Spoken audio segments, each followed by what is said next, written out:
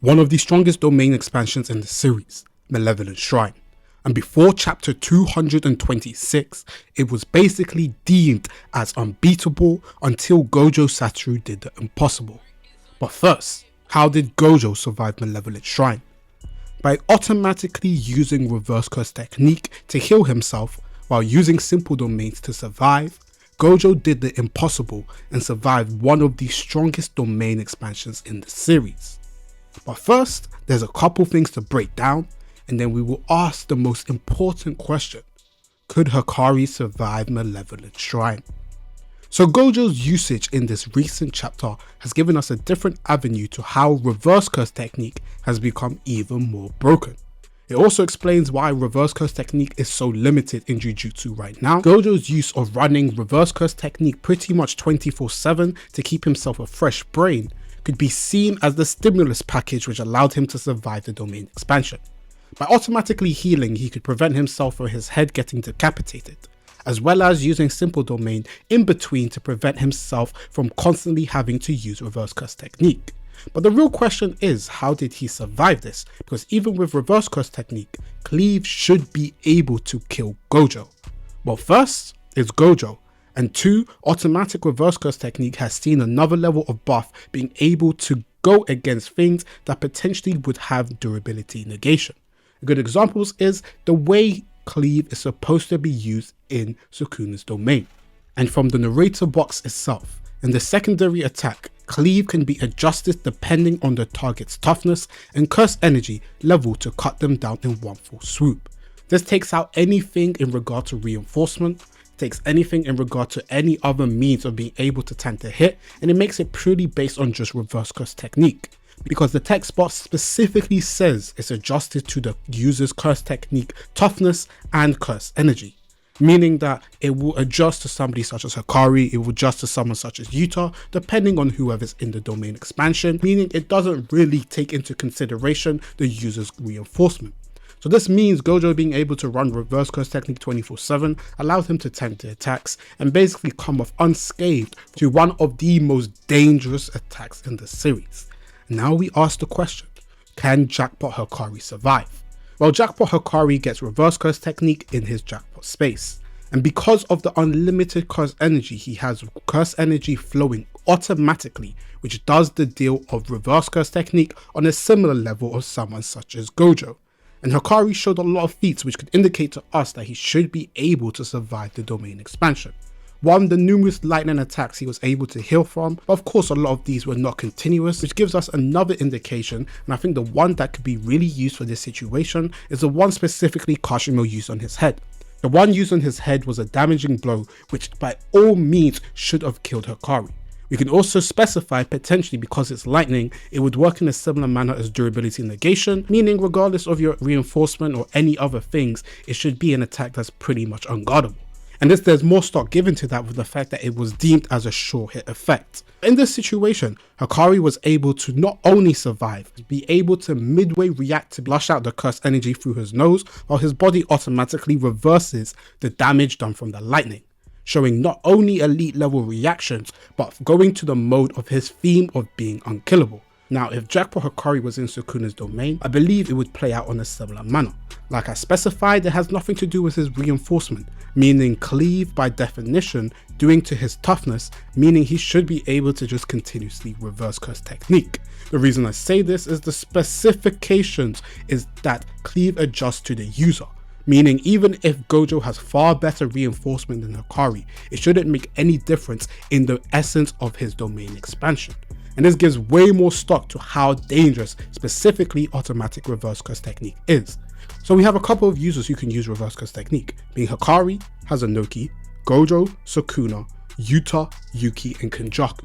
But of all of them, there are only potentially 3 of them, with 2 being confirmed, but 1 which I'm speculating being Sukuna, who can use it automatically.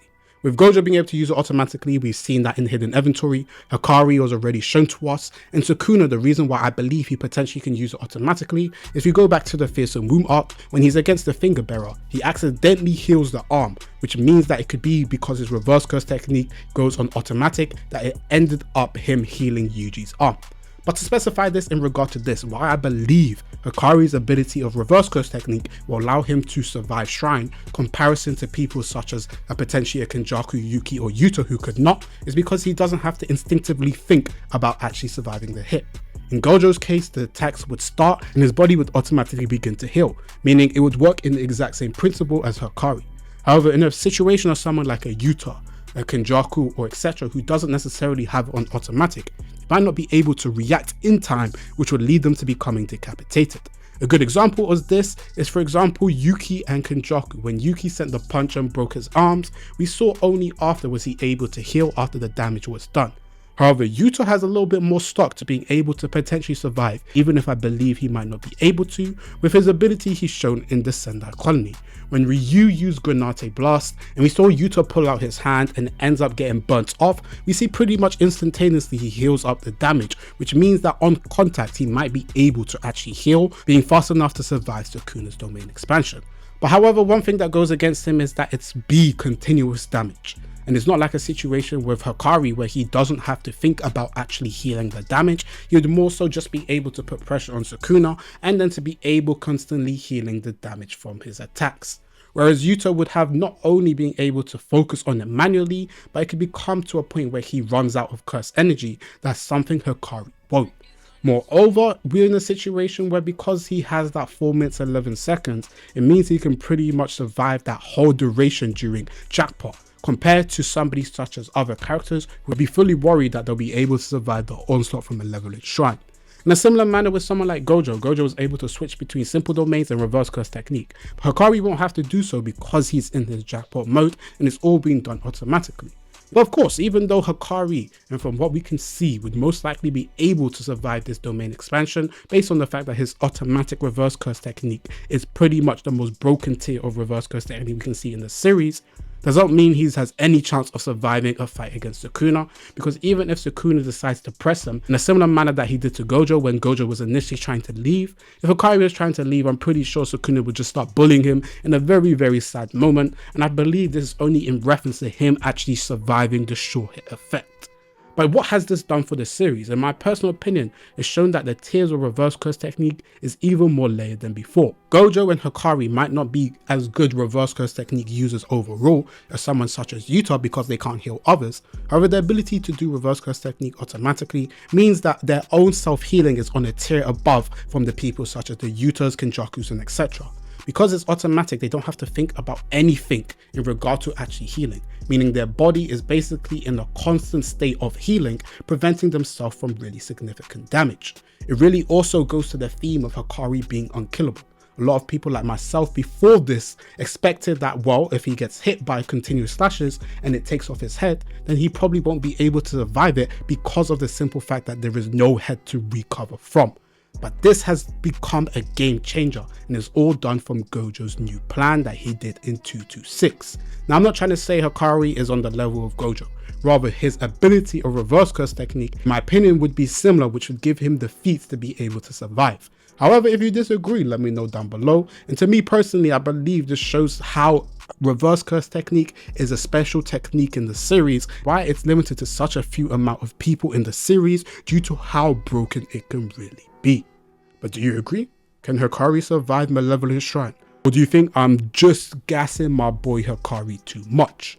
Regardless, in my personal opinion, I believe Jackpot Hakari stocks are rising, especially with this chapter which has changed the scope for people in the future to potentially who can gain automatic reverse curse technique as the final level of mastery for reverse curse technique.